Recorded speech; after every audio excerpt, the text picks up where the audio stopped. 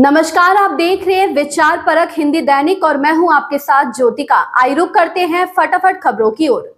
जनता दर्शन में सीएम योगी ने 250 लोगों की समस्याएं सुनी। मुख्यमंत्री गुरुवार सुबह जनता दर्शन में गोरखनाथ मंदिर परिसर में कुर्सियों पर बैठाए गए लोगों तक पहुंचे और एक एक करके सबकी समस्याएं सुनी। उन्होंने करीब 250 लोगों से मुलाकात के दौरान मुख्यमंत्री ने अधिकारियों से कहा कि जनता की हर पीड़ा का निवारण सरकार की प्रमुख प्राथमिकता है। सीएम ने अफसरों को निर्देश दिया कि जन समस्याओं का समाधान शीघ्रता से किया जाए, इसमें किसी भी तरह की शिथिलता नहीं होनी चाहिए। सीएम योगी खेलेंगे ब्रज की होली। मथुरा से मेरठ नोएडा तक 3 दिन का वेस्ट यूपी दौरा। महाराणा प्रताप की प्रतिमा का अनावरण करेंगे। मुख्यमंत्री योगी आदित्यनाथ अगले 2 दिन में मथुरा से लेकर नोएडा का दौरा प्रस्तावित है। यहां वह सौगातों का पिटारा खोलने वाले हैं। ब्रज की विश्व प्रसिद्ध होली में शामिल होने के लिए सीएम योगी आदित्यनाथ 7 मार्च को मथुरा आएंगे। वहीं 8 मार्च को वह ग्रेटर नोएडा और नोएडा पहुंचेंगे, जहां कई परियोजनाओं का उद्घाटन और लोकार्पण करेंगे। 8 मार्च को नोएडा और ग्रेटर नोएडा आ रहे हैं। मुख्यमंत्री औद्योगिक नगरी के लिए कई सौगात का पिटारा खोलेंगे। कांग्रेस ने किया बोर्ड परीक्षा के दिन रेड क्रॉस सोसाइटी का चुनाव न कराए जाने की मांग, सौंपा ज्ञापन। रेड क्रॉस सोसाइटी के सदस्य एवं कांग्रेस जिला अध्यक्ष ज्ञानेंद्र पांडे ने पार्टी नेताओं के साथ जिलाधिकारी को संबोधित ज्ञापन प्रशासनिक अधिकारी को सौंपा। मांग किया कि आगामी 7 मार्च को बोर्ड परीक्षा के दिन रेड क्रॉस सोसाइटी के चुनाव पर पुनर्विचार कर नई तिथि घोषित किया जाए। डीएम को संबोधित ज्ञापन में कांग्रेस जिला अध्यक्ष ज्ञानेंद्र पांडे ने कहा कि आगामी 7 मार्च को बोर्ड परीक्षा के दिन रेड क्रॉस सोसाइटी का चुनाव राज के इंटर कॉलेज के मल्टीपर्पज सभागार में होना है। इसी दिन प्रातः 8:30 बजे से 11:45 तक कक्षा 10 और कक्षा 12 का बोर्ड परीक्षा होना निश्चित है। डॉक्टर रामकृष्ण लाल जगमग को साहित्य वाचस्पति सम्मान। देश के वरिष्ठ कवि डॉक्टर रामकृष्ण लाल जगमग के साहित्यिक योगदान के लिए उन्हें साहित्य वाचस्पति पुरस्कार से अलंकृत किया गया। दिल्ली में आयोजित अंतर्राष्ट्रीय कवि सम्मेलन के क्रम में हिंदी एकेडमी और समग्र चेतना दिल्ली की ओर से वरिष्ठ कवि डॉक्टर विजय किशोर मानव और डॉक्टर राधेश्याम बंधु ने अंगवस्त्र और प्रमाण पत्र देकर डॉक्टर जगमग को सम्मानित किया। पिछले 5 दशक से साहित्य के क्षेत्र में निरंतर सक्रिय और चाशनी से लेकर किसी की दिवाली, किसी का दिवाला, विलाप खंड, काव्य, हम तो केवल आदमी है, सच का दस्तावेज, खुशियों की गौरैया, बाल सुमन, बाल स्वर आदि कृतियों के रचयिता डॉक्टर जगमग कृत चाशनी का अब तक 6 संस्करण प्रकाशित हो चुका है।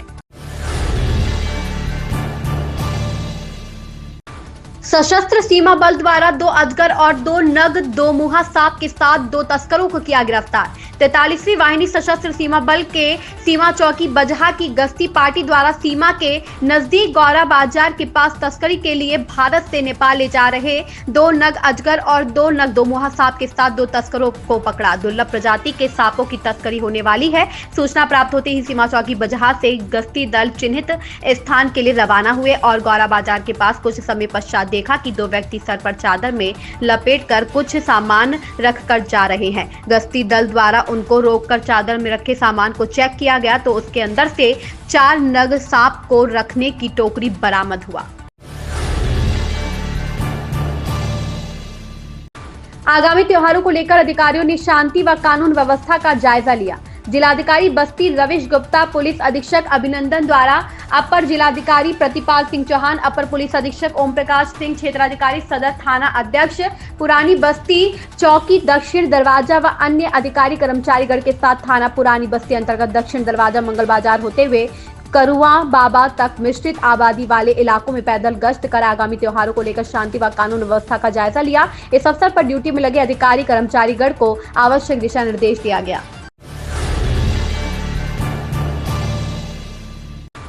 डीआईजी ने जन समस्या सुना। बस्ती परिक्षेत्र के पुलिस उप महानिरीक्षक दिनेश कुमार पी ने बुधवार को परिक्षेत्रीय कार्यालय में जन समस्या सुनकर उसके निस्तारण के लिए पुलिस अधिकारियों को आवश्यक दिशा निर्देश प्रदान किया है। उन्होंने कहा कि जन समस्या का निस्तारण गुणवत्तापूर्ण ढंग से किया जाए। पुलिस का प्रयास रहे कि थाने पर पहुंचने वाले पीड़ितों को एक ही बार में न्याय मिल जाए, जिससे पीड़ितों को बार बार दौड़ना न पड़े।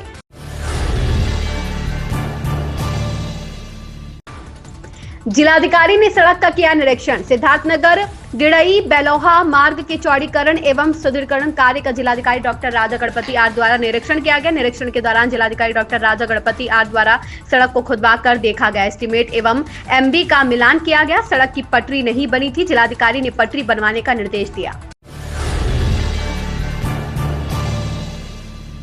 डीएम की अध्यक्षता में जिला सड़क सुरक्षा समिति की बैठक हुई आयोजित। संत कबीरनगर के जिलाधिकारी महेंद्र सिंह तंवर की अध्यक्षता में जिला सड़क सुरक्षा समिति की बैठक एनआईसी कक्ष में आयोजित हुई। इस अवसर पर पुलिस अधीक्षक सत्यजीत गुप्ता उपस्थित रहे। जिलाधिकारी ने कहा कि एनएचएआई मार्ग के किनारों पर झाड़ियों एवं नालों की नियमित साफ सफाई की जाती रहे। बैठक में उन्होंने एनएचएआई मार्ग पर किसी भी दुर्घटना आदि से निपटने के लिए क्रेन व एम्बुलेंस की उपलब्धता सुनिश्चित करने हेतु विगत बैठक में दिए गए निर्देशों के अनुपालन पर संबंधित अधिकारी से जानकारी लिया।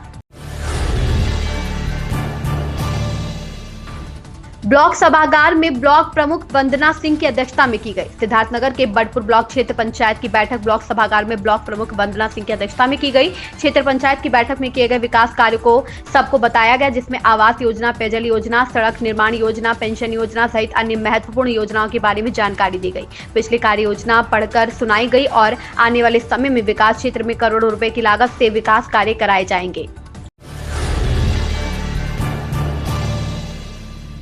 नगर को देश का मॉडल नगर पंचायत बनाने का प्रयास जारी रहेगा। बस्ती में नगर पंचायत नगर बोर्ड की बैठक में अध्यक्ष नीलम सिंह राणा ने कहा कि नगर को देश का मॉडल नगर पंचायत बनाने का प्रयास जारी रहेगा। जनसेवा और विकास की निरंतरता के लिए सदन कटिबद्ध है। अध्यक्ष श्रीमती राणा ने क्षेत्र विधायक दूध राम का स्वागत करते हुए नवसृजित नगर पंचायत के चतुर्दिक विकास में सहयोग का अनुरोध किया। विधायक श्री दूध राम ने उत्तर प्रदेश शासन और जिला स्तरीय अधिकारियों से नगर के विकास में पूर्ण सहयोग का आश्वासन दिया।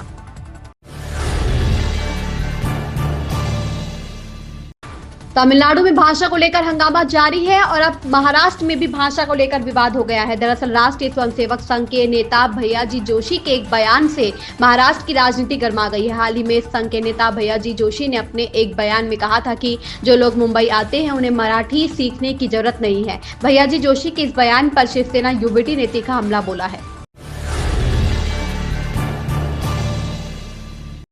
ऑल इंडिया मुस्लिम जमात के अध्यक्ष मौलाना शहाबुद्दीन रजवी बरेलवी ने शमी की कड़ी आलोचना की। उन्होंने कहा, अनिवार्य कर्तव्यों में से एक है रोजा। अगर कोई स्वस्थ पुरुष या महिला रोजा नहीं रखता है तो वह बड़ा अपराधी है। उन्हें खुदा को जवाब देना होगा।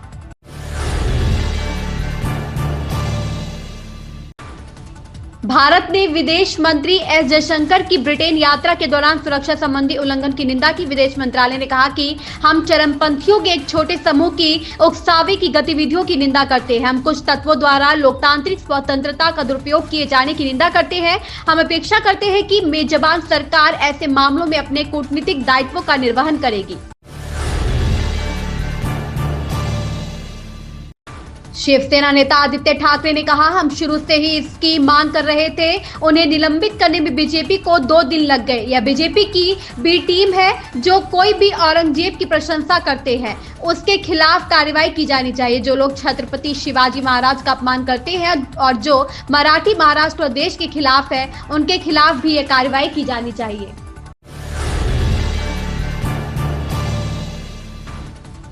अमेरिका भारत का सबसे बड़ा व्यापारिक साझेदार है। वर्ष 2024 में भारत और अमेरिका के बीच $129 बिलियन से अधिक का व्यापार हुआ। यह व्यापार भारत के पक्ष में झुका हुआ है। भारत अमेरिका को आभूषण, इलेक्ट्रिकल वस्तुएं, फार्मास्यूटिकल उत्पाद, खनिज तेल, खाद्य उत्पाद, फल सब्जी निर्यात करता है। वहीं भारत अमेरिका का 10वां सबसे बड़ा व्यापारिक साझेदार है।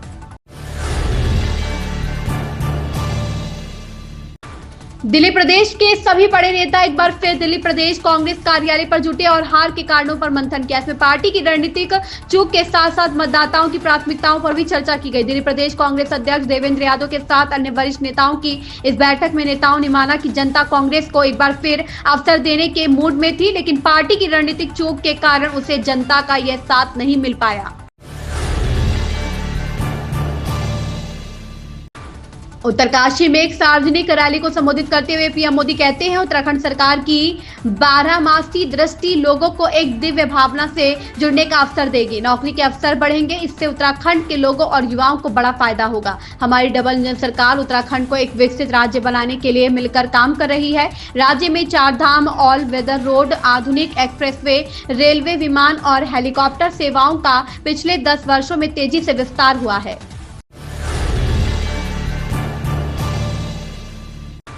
पीएम मोदी ने एक्स पर एक पोस्ट में कहा, एमएलसी चुनावों में तेलंगाना भाजपा को इस तरह के अभूतपूर्व समर्थन के लिए मैं तेलंगाना के लोगों को धन्यवाद देता हूं। हमारे नवनिर्वाचित उम्मीदवारों को बधाई। उन्होंने आंध्र प्रदेश में स्नातक एमएलसी चुनावों में एनडीए उम्मीदवारों की जीत की भी सराहना की।